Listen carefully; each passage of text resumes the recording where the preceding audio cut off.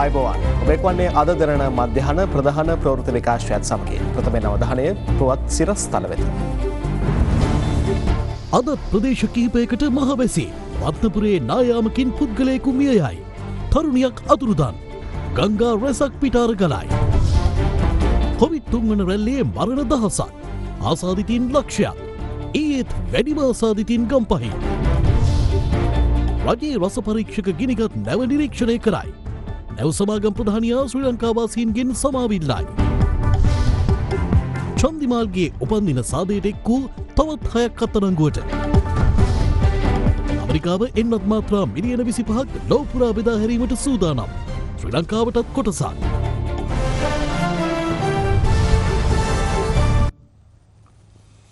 අධික වර්ෂාවත් සමග ඇති වූ ආපදා තත්ත්වයේ හමුවේ මේ වන විට එක් පුද්ගලයෙකු මිය ගොස් තවත් පුද්ගලයෙකු අතුරුදන් වී තිබෙනවා. මේ අතර පවතින අධික වර්ෂාපතනයත් සමග කළුතර දිස්ත්‍රික්කයේ බුලත් සිංහල, ඉංගිරිය, පාලින්දිනුවර සහ අගලවත් යන ප්‍රදේශවලට නායාමේ රතු නිවේදන නිකුත් කළ බව ජාතික ගොඩනැගිලි පර්යේෂණ සංවිධානය සඳහන් කළා. ඊයේ දිනේ පුරා දෙවේනේ ප්‍රදේශ රැසකට අධික වැසි අතහැරුණා. වර්ෂාවත් සමග රත්නපුර ඇල්ල දේවාලය අසල පස්කන්දක් නායාම හේතුවෙන් පුද්ගලයන් දෙදෙනෙකු අතුරුදන්ව ඇති බව ආපදා කළමනාකරණ මධ්‍යස්ථානය පවසනවා. ප්‍රදේශවාසීන් සහ ගලවා ගැනීමේ කණ්ඩායම් පැමිණ අතුරුදන් වූ පුද්ගලයන් සෙවීමේ කටයුතු ආරම්භ කළා. අතුරුදන් වූ 17 හැවිරිදි තරුණියකගේ සිරුර අද දහවල් හමු අතර අනෙක් පුද්ගලයා සොයා මෙහෙයුම් ආරම්භ කර තිබෙනවා.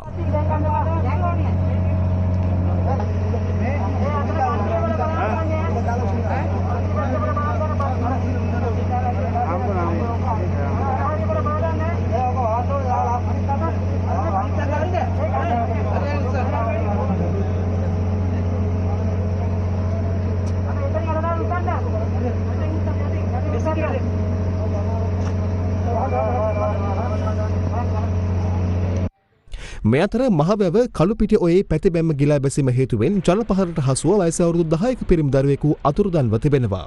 ඒ මහවැව කුඩාවැව ප්‍රදේශයේ පදිංචි දරුවෙක්. මේ අතර දිවයිනේ දිස්ත්‍රික්ක කිහිපයකට නිකුත් කළ නායාමේ අනතුරු ඇඟවීම් නිවේදනය තවදුරටත් දීර්ඝ කර තිබෙනවා. ඊයේ උදෑසන 9 සිට ක්‍රියාත්මක වන පරිදි පැය 24ක කාලයක් සඳහා මෙම අනතුරු ඇඟවීමේ නිවේදන ජාතික ගොඩනැගිලි පර්යේෂණ ආයතනය නිකුත් කළද පවතින තත්ත්වයේ හමුවේ එය අද පසුරු 6 දක්වා බලපෑත් වෙන බව එම ආයතනය සඳහන් කළා.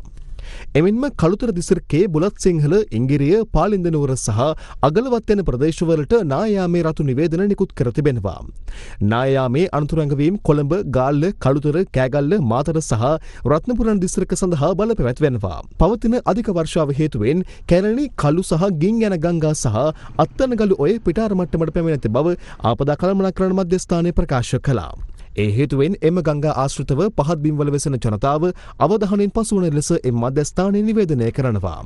එමෙන්ම කළුගඟ ආශ්‍රිතව පහත් බිම්වල ජීවත් වන ජනතාව අවධානයෙන් සිටින ලෙස වාරිමාර්ග දෙපාර්තමේන්තුව ඉල්ලීමක් කර සිටිනවා. හොරණ, අගලවත්ත, මිල්ලනිය, ඉංගිරිය, පාලින්දිනුවර, බුලත් සිංහල, දොඩන්ගොඩ, මදුරාවල සහ කළුතර ප්‍රාදේශීය ලේකම් කොට්ටාසයට පවතින සුළු ගං වතුර තත්ත්වය වර්ධනය විය හැකි බවයි එම දෙපාර්තමේන්තුව පවසන්නේ. කුකුලේ ගඟ පිහිටි කුකුලේ ගඟ විදුලි බලාගාර ජලාශයේ වාන්දොරටු දෙකක් තප්පරයට ගණාඩි 150ක ශීඝ්‍රතාවයකින් ජලය වාන්දමෙමින් පවතිනවා. මේ තත්ත්වය නිසා පහළ ප්‍රදේශවල විශේෂයෙන්ම පාරින්දනුවර සහ බුලත් සිංහල ප්‍රාදේශීය ලේකම් කොට්ටාශාවට කුඩා ගඟ, කළුගඟ අතුගඟාව වන කුඩා ගඟ නිම්නයේ පවතින සුළු ගං වතුර තත්ත්වය තවදුරටත් වර්ධනය වීමේ හැකියාව පවතිනවා. මේ තත්ත්වය සම්බන්ධයෙන් පාරින්දනුවර, බුලත් සිංහල සහ මිල්ලනිය වැනි ප්‍රාදේශීය ලේකම් කොට්ටාශවල මේ කුඩා ගඟාවට පදිංචි මහජනතාව විශේෂයෙන් සැලකිලිමත් විය යුතුයි කියන ඉල්ලීමත් කරන්න කැමැතියි.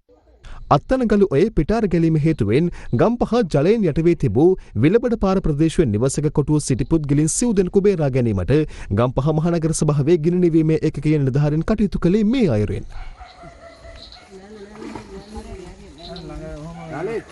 ඔයා ගිහලා තඹේ ගලවගෙන එන්න. හරි. අඩිය තියලම නගින්න. හරි. නැගිටින්න. තව ඉන්නවද?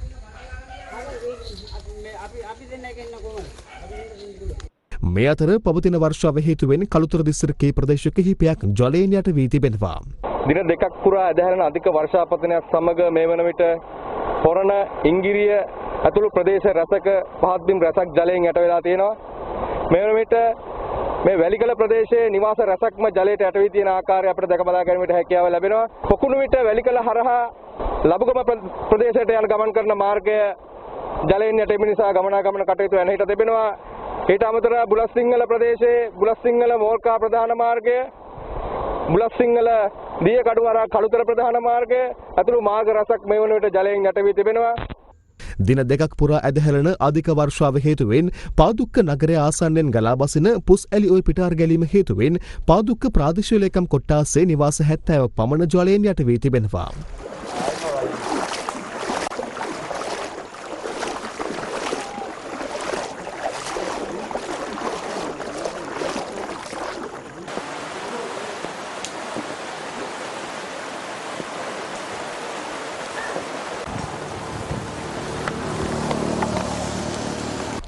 මේ අතර කැලණිය වනවාසල ප්‍රදේශයේ ජලය කලා බසින ඇල මාර්ගයක් හරස් කර අනවසරෙන් නිවසක් ඉදිකිරීම හේතුවෙන් ඒ අවට නිවාස ජලයෙන් යටවීමෙන් පවුල් 30ක් පීඩාවට පත්ව සිටිනවා.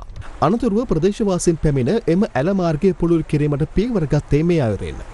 මේ අතර පවතින අයහපත් කාලගුණක තත්ත්වයත් සමග මුහුද රළුවීම හේතුවෙන් හලාවත තොඩුවාව සිට අඹකන්දවිල දක්වා මුහුදු තීරය කාදනයට ලක්ව තිබෙනවා. කිලෝමීටර 4ක පමණ ප්‍රමාණයක් මෙලෙස කාදනයට ලක්ව ඇති බවයි අපවාර්තාකරු සඳහන් කළේ. ඊසාන දිග මෝසම සක්‍රවීමත් සමග දිවයිනේ ප්‍රදේශ කිහිපයකට වර්ෂාව ඇදහැලෙමින් පවතිනවා.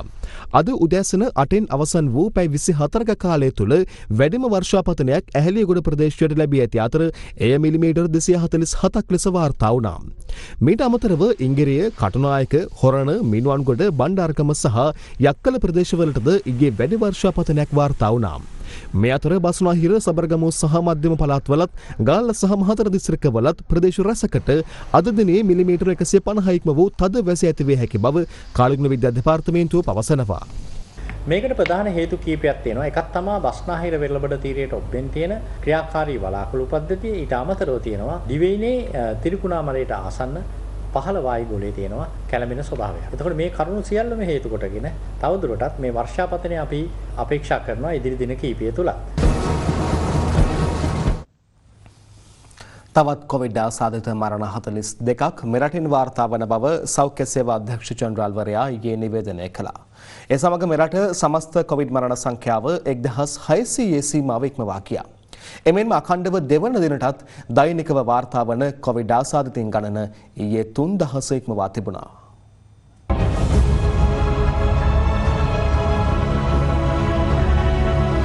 ගත වූ දිනේත් මෙරට දෛනික කොවිඩ් ආසාදිතයින් සංඛ්‍යාව 3000 සීමාව ඉක්මවා ගියා. දිස්ත්‍රික්ක 25න්ම ඊයේ වාර්තා වූ ආසාදිතයින් සංඛ්‍යාව 3297ක්. ගත වූ දිනේත් වැඩිම ආසාදිතයින් වාර්තා වී තිබුණේ ගම්පහ දිස්ත්‍රික්කයෙන්. එම සංඛ්‍යාව 648ක්. ගම්පහ දිස්ත්‍රික්කයේ ආසාදිතයින් වැඩි පිරිසක් වාර්තා වී තිබුණේ නිට්ටඹුව, කටුනායක, සපුගස්කන්ද හා කැලණිය යන ප්‍රදේශවලින්. දෙවනියට වැඩිම ආසාදිතයින් සංඛ්‍යාවක් වන 630ක් වාර්තා වුණේ කොළඹ දිස්ත්‍රික්කයෙන්. පාදුක්ක, හංවැල්ල, අවිත්සාවෙල්ල, ගල්කිස්ස යන ප්‍රදේශවලින් වැඩි වශයෙන් ආසාදිතයින් වාර්තා වී තිබුණා. ඉන්පසු වැඩිම ආසාදිතයින් වාර්තා වී තිබුණේ කළුතර දිස්ත්‍රික්කයෙන්. එම දිස්ත්‍රික්කයේ 409ක් වූ දෛනික ආසාදිතයින් අතරින් වැඩි ආසාදිතයින් පිරිසක් වාර්තා වූයේ කළුතර උතුර, කළුතර දකුණ, පානදුර දකුණ සහ අගලවත් යන ප්‍රදේශවලින්. ඊයේ මෙරට තුළ සිදු කරන ලද PCR පරීක්ෂණ සංඛ්‍යාව 21697ක්. පෙරේදා දිනේ ගම්පහින් ආසාදිතයින් 10ක් පමණ වාර්තා වෙලා තිබෙනවා. අපේ වසංගත රෝග විද්‍යාංශයේ නිල වෙබ් අඩවියේ තියෙන ප්‍රස්ථාරය දිහා බැලුවොත් පේනවා දින 10කට පමණ ප්‍රථම මේ ආකාරයෙන්ම වැඩිවීමක් තිබුණා. ඒ වැඩි වුණු රෝගීන්ගේ ආශ්‍රිතයින්ගෙන් ගත්ත PCR පරීක්ෂණ විශාල සංඛ්‍යාවක් පහුගිය දිනවල කරලා තියෙනවා. ඒවායේ ප්‍රතිඵල හැටියට ලැබෙන කණ්ඩායම් තමා මේ විදිහට වැඩි වෙන්නේ. මේ පාලන ක්‍රියාවලිය මේ ආකාරයටම සිද්ධ වුණොත් සංඛ්‍යාත්මකව අඩුවීමක් අපි බලාපොරොත්තු වෙනවා. ඒ කියන්නේ දින 10කට පෙර උපරිම සංඛ්‍යාව 3500 ඉක්මවලා ගියා. අපි මේ අවතාවෙත් 3000 ගණනක් රෝගීන් ආවට පාලන ක්‍රමය නිවැරදිව සිද්ධ වෙනවා නම් මම හිතනවා ඒ තරමට වැඩි නොවි මේක පාලනය කරගන්න පුළුවන් වෙන්න ඕනේ. එමින්ම සෞඛ්‍ය සේවා අධ්‍යක්ෂ ජනරාල්වරයා තවත් කොවිඩ් ආසාදිත මරණ 42ක් ඊයේ තහවුරු කළා. ඒ සමග මෙරට සමස්ත කොවිඩ් මරණ 1608 දක්වා ඉහළ ගියා. ඉන් පුද්ගලයින් 8 දෙනෙකු නිවසේදී මිය ගොස් ඇති අතර තවත් 3 දෙනෙකු රෝහල්ගත කරන අවස්ථාවේදී මිය ගොස් තිබුණා. මියගිය පිරිස අතර පිරිමි පුද්ගලයින් 25 දෙනෙකු සහ කාන්තාවන් 17 දෙනෙකු සිටිනවා. හැටන් ගාමිණීපුර ප්‍රදේශයේ කොවිඩ් ආසාදිතව මියගිය පුද්ගලයෙකුගේ පවුලේ සමාජිකයින් 11 දෙනෙකුටද වෛරසය ආසාදනය වී තිබෙනවා. මීට අමතරව තලවා කැලේ කටුකැලේ වතුයායේ කොවිඩ් ආසාදිතව මියගිය පුද්ගලයෙකුගේ පවුලේ සමාජිකයින් 13 දෙනෙකුටද වෛරසය ආසාදනය වී ඇති බව සඳහන්. කොටගල සෞඛ්‍ය වෛද්‍ය නිලධාරීවරයා සඳහන් කළේ ආසාදිතයින්ගේ ආශ්‍රිතයින් ලෙස හඳුනාගත් පුද්ගලයින් නිරෝධායන මධ්‍යස්ථාන කරා රැගෙන නොයෑමෙන් පවුල්වල සමාජිකයින්ද ආසාදිතයින් බවට පත්වීමේ වැඩි ප්‍රවණතාවයක් ඇතිවන බවයි. මේ අතර කොවිඩ් මර්ධන එන්නත් කරන වැඩසටහන අදත් ප්‍රදේශ කිහිපයකදීම ක්‍රියාත්මක කෙරුණා.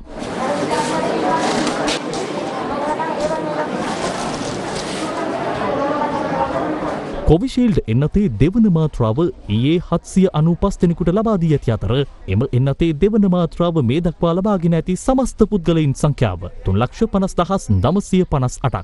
චීනයේ නිෂ්පාදිත සයිනෝෆාම් එන්නතේ පළමු මාත්‍රාව ඊයේ දිනේ 45,047 දෙනෙකුට ලබා දී තිබෙනවා. සයිනෝෆාම් එන්නත මේ දක්වා ලබාගෙන ඇති සමස්ත පුද්ගලයින් සංඛ්‍යාව 8,91,630ක්. රුසියාවේ නිෂ්පාදිත ස්පුට්නික් V එන්නතේ පළමු මාත්‍රාවද මේ දක්වා 64,986 දෙනෙකුට එන්නත් කර තිබෙනවා.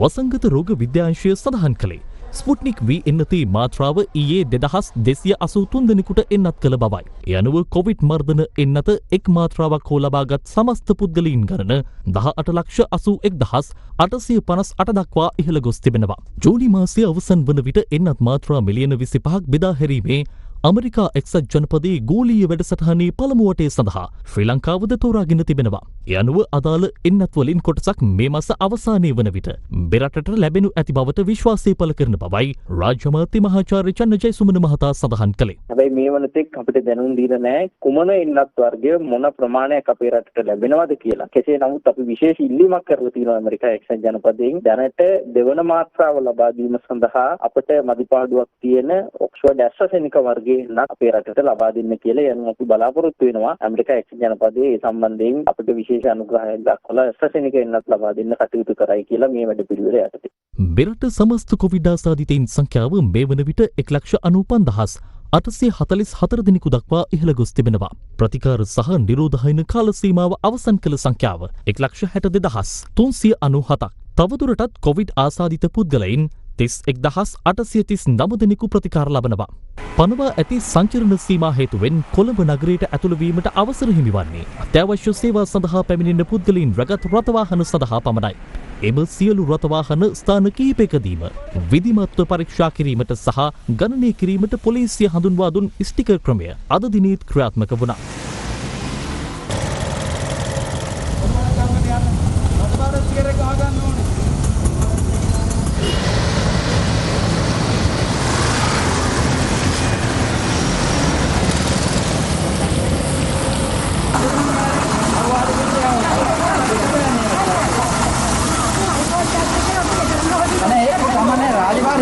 රාජකාරයෙන් එන්න ක්‍රම වේලා හදාගන්න එක.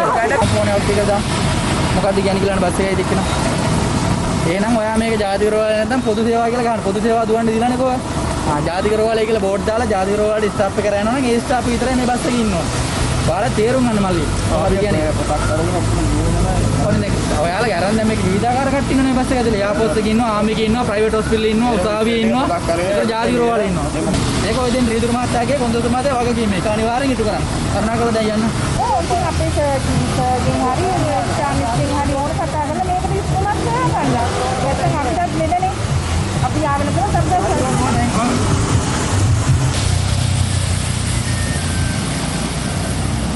අපි සල්ලි වියදම් කරලා අතේ වියදම් කරලා ඉන්න ඕනේ නැහැනේ මහත්තයා. පොදු වාහනයක් තියෙන්න ඕන වෙලාව. මෙතන නඩුත් අහන්න ඕනලු. නඩු අහන්න එක අපි දන්න අපි වෙන රස්සාවට එනවනේ අපි. නමුත් මේ කරන අසාධාරණේ අපිට වෙනම රාජ්‍ය සේවකයෙක්යි කියලා වෙනම වාහන සේවයක් තියෙනවා. ඔබතුමා කොහෙද? එයාපෝස් මේක නේද කොහොමද? ඔයාලට වෙනම ලිබර්ටි දීලා තියෙනවා. ආමිකේ DCM පැත්ත එක වෙනම බස් යනවා. ඒතර ඔබතුමා ඇයි මේකට නැග්ගේ? මේ අතර අද දිනේදී අත්‍යවශ්‍ය සේවා සඳහා රාජකාරී ස්ථානවලට වාර්තා කරන පිරිස් සත්‍ය වශයෙන්ම එම ස්ථානවල සිටින්නේද යන්න පිළිබඳ පරීක්ෂා කිරීමේ විශේෂ මෙහෙයුමක් ක්‍රියාත්මක කරන බව පොලිස් මාධ්‍ය ප්‍රකාශක නියෝජ්‍ය පොලිස්පති අජිත් රෝහණ මහතා පවසනවා. අද දිනේ විශේෂ මෙහෙයුමක් ක්‍රියාත්මක කිරීමට නියමිතව තිබෙනවා. කොළඹ නගරයට ඇතුළු වන වාහන පදවන පුද්ගලයන් ඒ වගේම වාහනවල ගමන් ගන්නා පුද්ගලයන්ගේ විස්තර අදාළ මාර්ග බාධකවලදී අහඹු ලෙස ලබා ගැනීමක් සිදු කරනවා. එසේ සිදු කිරීමෙන් අනතුරුව එම කාර්යාලවලට පැමිණ අදාළ පුද්ගලයන් එම ස්ථානයේ සිටීද ඔවුන් රාජකාරී සඳහා කැඳවා තිබේද යන්න පිළිබඳව මෙහෙයුමක් ක්‍රියාත්මක කරනු ලබනවා. මේ මෙහෙයුම ක්‍රියාත්මක කිරීම සඳහා පොලිස් පරීක්ෂකවරුන්ගෙන් සමන්විත විශේෂ කණ්ඩායම් කිහිපයක් යොදවා තිබෙනවා. මේ සම්බන්ධයෙන් අද දිනේදී විශේෂයෙන්ම ක්‍රියා කරනු ලබනවා.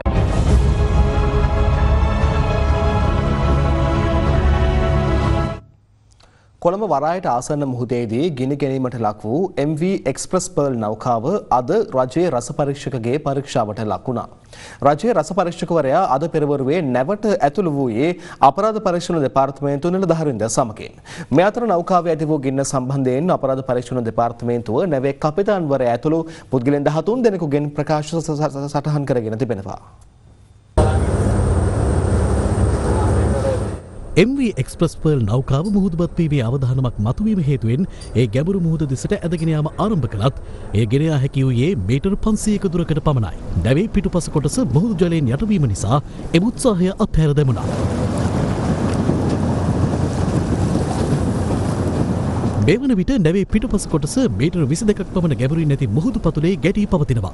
නෞකාවේ ඉන්ධන ටැංකියද එහි පිටුපස කොටසේ පිහිටා තිබීම නිසා යම් ඉන්ධන කාන්දුවක් සිදු වුවහොත් මහා පරිමාණ සමුද්‍ර දූෂණයක අවධානමක්ද ඇතිව තිබෙනවා.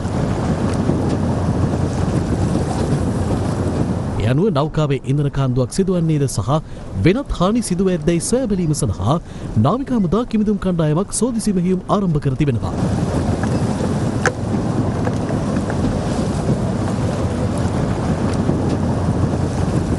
මේ අතර නෞකාව අද පෙරවරුවේ රජයේ රස පරීක්ෂකවරයාගේ පරීක්ෂාවට ලක් වුණා. එම අවස්ථාවට අපරාධ පරීක්ෂණ දෙපාර්තමේන්තු නිලධාරීන් එක්ව සිටියා. පොලිස් මාධ්‍ය ප්‍රකාශක නියෝජ්‍ය පොලිස්පති අජිත් රෝහණ මහතා පැවසුවේ නෞකාවේ ඇති වූ ගින්න සම්බන්ධයෙන් එහි කපිතාන්වරයා ඇතුළු පුද්ගලයන් 13 දෙනෙකුගෙන් අපරාධ පරීක්ෂණ දෙපාර්තමේන්තුව ප්‍රකාශ සටහන් කරගෙන ඇති බවයි. මේ අතර විශේෂයෙන්ම හාබර් මාස්ටර්වරයාගේ ප්‍රකාශය, ඒ වගේම සමුද්‍රීය පරිසර අධිකාරියේ නියෝජ්‍ය සාමාන්‍ය අධිකාරිවරයාගේ ප්‍රකාශයද වෙනවා. මීට අමතරව ඊයේ දින වෙළඳ නැව් පිළිබඳ අධ්‍යක්ෂ ජනරාල්වරයාගේ ප්‍රකාශයත් සටහන් කරනු ලැබුවා. මෙම නැවේ කපිතාන්වරයා විසින් සිංගප්පූරුවේ නැව් සමාගම වෙතත් එවැගේම ශ්‍රී ලංකාවේ දේශීය නියෝජිත ආයතනයේ වෙතත් එවන ලද විද්‍යුත් තැපෑල පණිවිඩ මේ වන විට අපරාධ පරීක්ෂණ දෙපාර්තමේන්තුව ලබාගෙන අධ්‍යයනය කරමින් පවතිනවා. ඒ සම්බන්ධයෙන් ලැබුණු උපදෙස් එවැගේම ඉල්ලා සිටින ලද උපදෙස් පිළිබඳව විශ්ලේෂණයක් ලබා ගැනීමට නියමිතව තිබෙනවා. මීට අමතරව ඊයේ දින නැවේ ප්‍රධාන නිලධාරී ලෙස හඳුන්වන තැනැත්තාගේ ප්‍රකාශය සටහන් කරා. කෙසේ වෙතත් අද දිනේදී මෙම රසායන ද්‍රව්‍ය සහිත කන්ටේනරය හෝ කන්ටේනර තිබූ ආකාරය, ඒ වගේම අනිකුත් කන්ටේනර තිබූ ආකාරය පිළිබඳව ඔහුගෙන් තවදුරටත් ප්‍රකාශයක් ලබා ගැනීමට නියමිතව තිබෙනවා. එක්ස්ප්‍රස් පර්ල් නෞකාව පිපිට යාමෙන් ශ්‍රී ලාංකික ජනතාවට සහ පරිසරයට සිදු වූ හානිය පිළිබඳව තමා සමාව අයද සිටින බව එම නෞකාවත් සමාගමේ ප්‍රධාන විධායක නිලධාරීවරයා පවසනවා.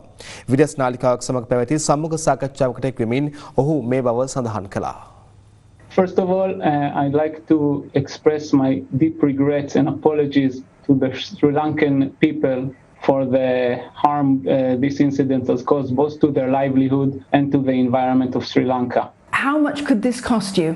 Are very hard to assess. The cost, is very hard to assess currently. There is also the question of compensation for Sri Lanka and its people, though. Absolutely. First of all, to see when this incident will be over and then to assess the total damages. We have already started engaging the Sri Lankan Authority. Cleaning up of beaches has started. The ship did request help, but they were not permitted to offload those containers in two ports in question after that leak was discovered. Perhaps a disaster could have been avoided. It's very hard to assess what caused the fire. There were many commodities on board the vessel and there was one container leaking. There are many incidents like that at sea, and sometimes terminals and ports are able to help and sometimes not. That accordingly the crew has handled this leak, and so far what we have checked, they have handled it correctly. Colombo තරුපන්තියේ හෝටලයක පැවති රූපලාවන්‍ය ශිල්පී චන්දිම ජයසිංහ මහතාගේ උපන්දින සාදයට සහභාගී වූ තවත් පුද්ගලයන් 6 දෙනෙකු අත්අඩංගුවට ගෙන තිබෙනවා. පොලිස් මාධ්‍ය ප්‍රකාශක නියෝජ්‍ය පොලිස්පති අජිත් රෝහණ මහතා පැවසුවේ එම පිරිස අද අධිකරණයට ඉදිරිපත් කිරීමට නියමිත බවයි. නිරෝධායන නීති උල්ලංඝනය කරමින් පසුගිය 30 වෙනිදා රූපලාවන්‍ය ශිල්පී චන්දිමාල් ජයසිංහ මහතා සංවිධානය කළ උපන්දින සාදයට එක් වූ තවත් 7 දෙනෙකු අද පෙරවරුවේ අත්අඩංගුවට ගෙන තිබෙනවා. එම පිරිසත් සමග මේ දක්වා අත්අඩංගුවටගත් පිරිස 21ක්.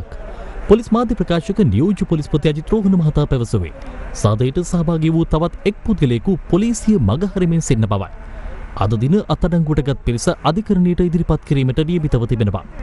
බීට පෙර මෙලෙස අත්අඩංගුවට ගෙන අධිකරණයට ඉදිරිපත් කළ රූපලාවන්‍ය ශිල්පී චන්දිමාල් ජයසිංහ, නිරූපණ ශිල්පී පියුබි හංසමාලි ඇතුළු පිරිස මේ වන විට නිරෝධායනය සඳහා යොමු කර තිබෙනවා. රටට අවශ්‍යම අවස්ථාවේ ජනතාව වෙනුවෙන් පෙරට එන මනුසද්දරණ ජාතික ක්‍රියාන්විතයේ 18 වෙනි දිනය අදයි. මනුසද්දරණ ඩයලොග් සමගින් එක්ව රජයේ රෝහල් වෙත අවශ්‍ය උපකරණ බෙදා දීම සහ අත්‍යවශ්‍ය ආහාර ද්‍රව්‍ය බෙදා දීමේ වැඩසටහන අදත් ක්‍රියාත්මක කරනවා. කොවිඩ් ව්‍යාප්තිය සමයේ රජයේ රෝහල් වෙත අවශ්‍ය උපකරණ බෙදා දීමේ මනුසද්දරණ ඩයලොග් ක්‍රියාන්විතය අද ක්‍රියාත්මක කෙරුණේ ඉරණවිල කොවිඩ් ප්‍රතිකාර මධ්‍යස්ථානය ආවරණය කරමින්.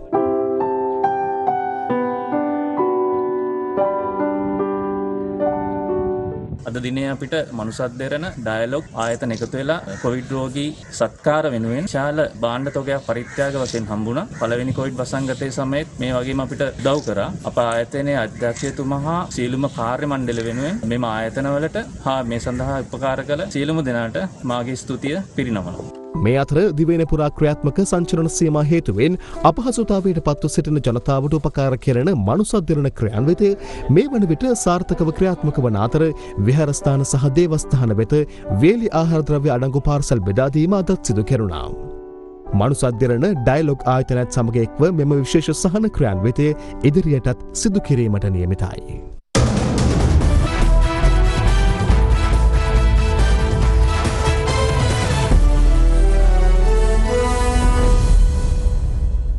ශ්‍රී ලංකා ක්‍රිකට් ක්‍රීඩකයන් වෙනුවෙන් පැවැත්වූ කිලෝමීටර් 2ක් ධාවනය කිරීමේ ශාරීරික යෝග්‍යතා පරීක්ෂණයට අද සහභාගී වූ ක්‍රීඩකයන් 5 දෙනාම ඉන් සමත් වී තිබෙනවා. බංග්ලාදේශ සංචාරය අතරතුර පැවති කිලෝමීටර් 2ක ධාවනය කිරීමේ යෝග්‍යතා පරීක්ෂණය අසමත් වූ ධනුෂ්ක ගුණතිලක සහ ධනංජය ද සිල්වාට අමතරව අද පැවති පරීක්ෂණය සඳහා නුවන් ප්‍රදීප්, ධනංජය ලක්ෂාන් සහ ඉෂාන් ජයරත්න සහභාගී වුණා. ඔවුන් 5 දෙනාම එම පරීක්ෂණයේ සමත් ඇති අතර ඒ සමග ඔවුන්ව එංගලන්ත සංචාරයට සහභාගී වන 24 දෙනෙකුගෙන් සමන්විත අවසන් සංචිතය සඳහා තෝරා ගැනීම පිළිබඳ සලකා බලන බව තේරුම් කවටුව සඳහන් කළා. එංගලන්තයේ සමග පැවැත්වෙන එක් දින සහ 20 තරඟාවලි දෙක සඳහා සහභාගී වන 24 දෙනෙකුගෙන් සමන්විත ශ්‍රී ලංකා සංචිතය ජූනි මාස 8 වෙනිදා ශ්‍රී ලංකාවෙන් පිටත්ව යාමට නියමිතයි. ඒත් සමගින් අද දරන මධ්‍යහන පුවත් විකාශයේ නිමාවට පත්වන බව ඔබට සුබ දවසක්.